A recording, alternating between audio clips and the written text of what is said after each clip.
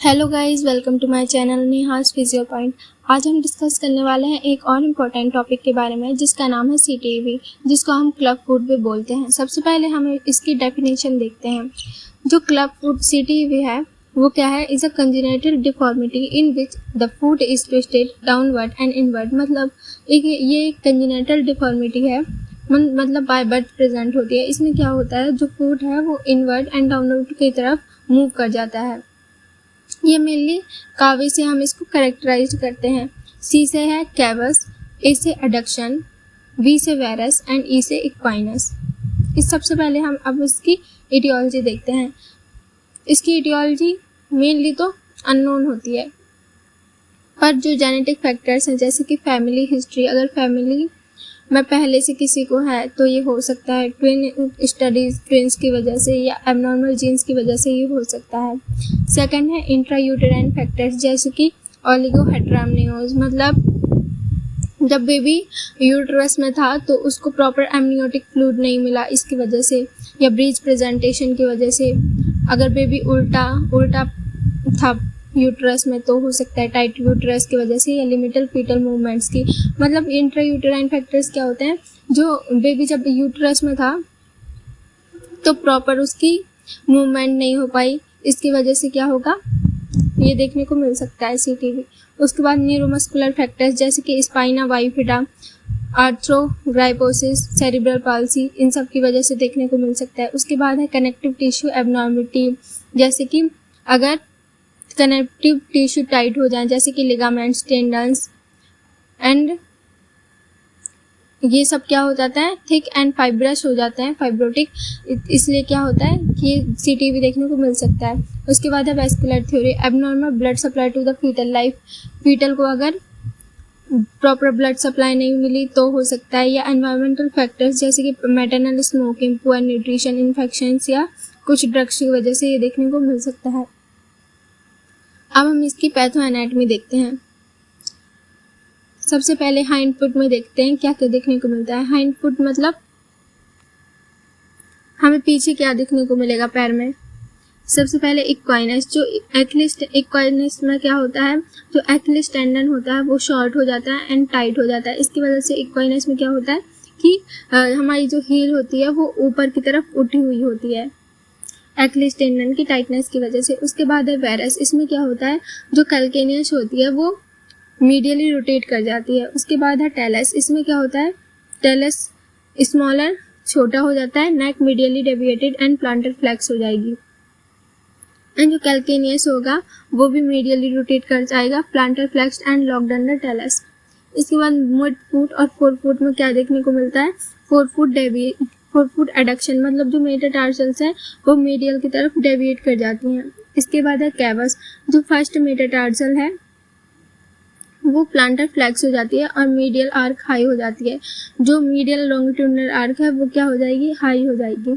इसके बाद नेविकुलर में क्या, नेविकुलर और क्यूबॉइड होते हैं वो मीडियली डिस्प्लेस हो जाते हैं। इसके बाद जो सॉफ्ट टिश्यूज हैं वो सारे टाइट हो जाते हैं जैसे कि tibialis posterior, tibialis anterior, flexor hallucis longus, flexor digitorum longus, deltoid ligament, spring ligament and plantar fascia, ये सब क्या होंगे, टाइट हो जाएंगे। अब इसके बाद हम देखते हैं इसके क्लिनिकल फीचर्स के बारे में। सबसे पहला तो है कि ये बर्थ से प्रेजेंट होता है। सेकंड है इसमें जो क्या होगा, फुट स्मॉल होता है और ट्विस्टेड अपीयरेंस होती है, मतलब ट्विस्टेड देखने को मिलता है डाउनवर्ड और इनवर्ड की तरफ। इसके बाद क्या होगा, deep medial and posterior creases देखने को मिलेंगे। इसके बाद जो हील है वो एलिवेटेड देखने को मिलेगी and sole faces medially. Heel elevated देखने को मिलेगी क्योंकि इसमें जो एक्लिस टेंडन होता है वो शॉर्ट हो जाता है। अगर इसको ट्रीट ना किया जाए तो क्या होगा, जो बच्चा होगा वो वॉक्स ऑन लेटरल बॉर्डर, मतलब लेटरल बॉर्डर जो है उस पर वॉक करेगा, पेन होगा उसको, सेलोसाइटिस होगा, डिफिकल्टी इन वियरिंग शूज पहनने में दिक्कत होगी उसको। इसके बाद हम देखते हैं क्लिनिकल ग्रेडिंग। इसको हम दो टाइप से ग्रेडिंग करते हैं इसकी। सबसे पहला है पिरानी स्कोर और सेकंड है डिमैग्लियो क्लासिफिकेशन। सबसे पहला है पिरानी स्कोर, इसमें हम हाइंड फुट और मिड फुट में तीन सिम्टम्स देखते हैं। हाइंड फुट में देखते हैं posterior crease, empty heel and rigid equinus. अनमेड फूड में क्या दिखते हैं, curved lateral border, medial crease and lateral head of talus. इन सब के लिए 3 ग्रेडिंग होती है। अगर 0 होगा तो ये नॉर्मल है, 0.5 है तो ये मॉडरेट है, एंड 1 है तो सीवियर है। इसके बाद टोटल स्कोर इसके कितने होते हैं, 0 to 6। 0 होता है नॉर्मल के लिए, और अगर 6 है आया तो ये सीवियर डिफॉर्मिटी होगी। इसके बाद हम देखते हैं डिमैग्लियो क्लासिफिकेशन। ये बेस है इक्वाइनस, वायरस, रोटेशन एंड एडक्शन पे। अगर ग्रेड 1 है तो ये माइल्ड होगा, ग्रेड 2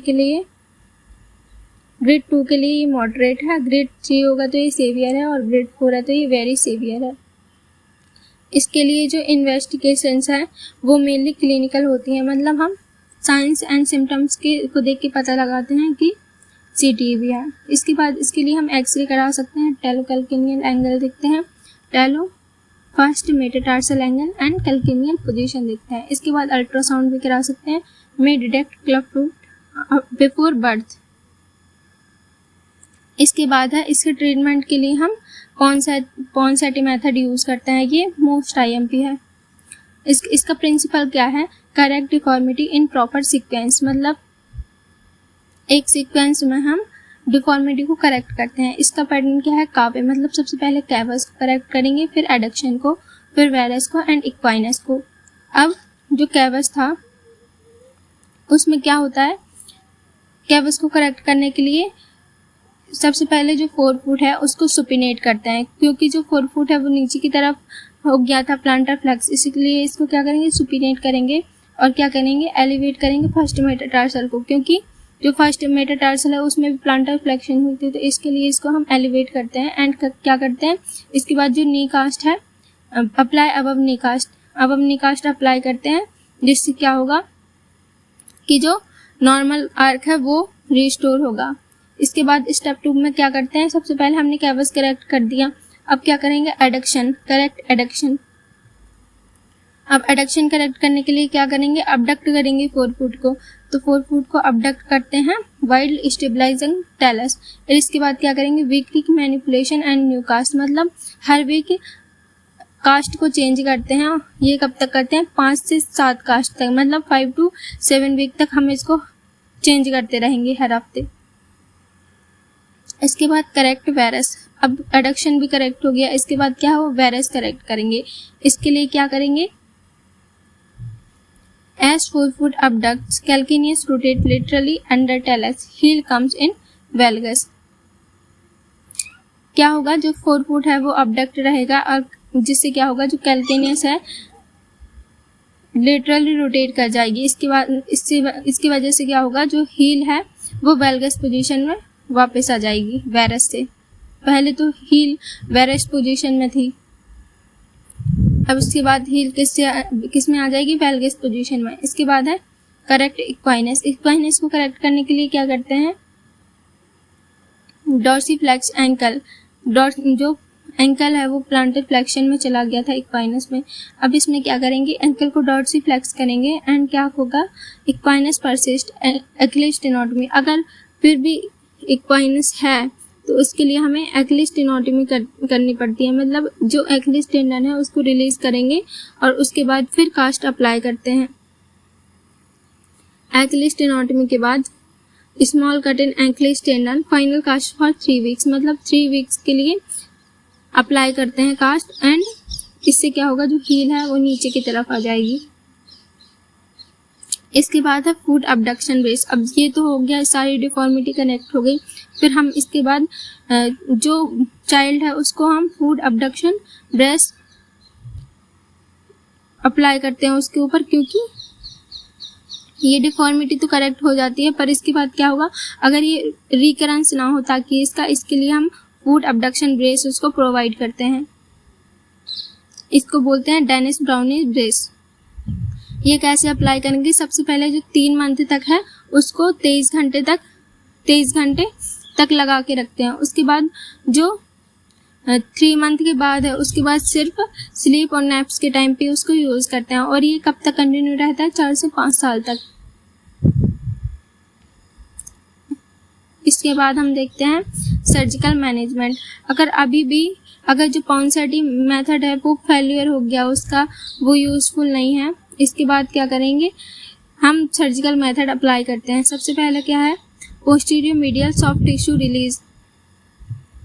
इसमें किस किस को, जो टाइट टिश्यूज हैं उसको रिलीज किया जाता है, जैसे Achilles tendon, tibialis posterior and anterior, flexor hallucis longus, FDL, posterior ankle capsule, subtalar capsule, ये सब क्या होते हैं, इसको रिलीज किया जाता है। दूसरा क्या है, एक्लिस टेंडन लेंथनिंग की जाती है, क्योंकि वो तो शॉर्ट हो गया था इसलिए इसको हम लेंथन करेंगे। फिर उसके बाद क्या होगा, प्लांटर फेसिया रिलीज।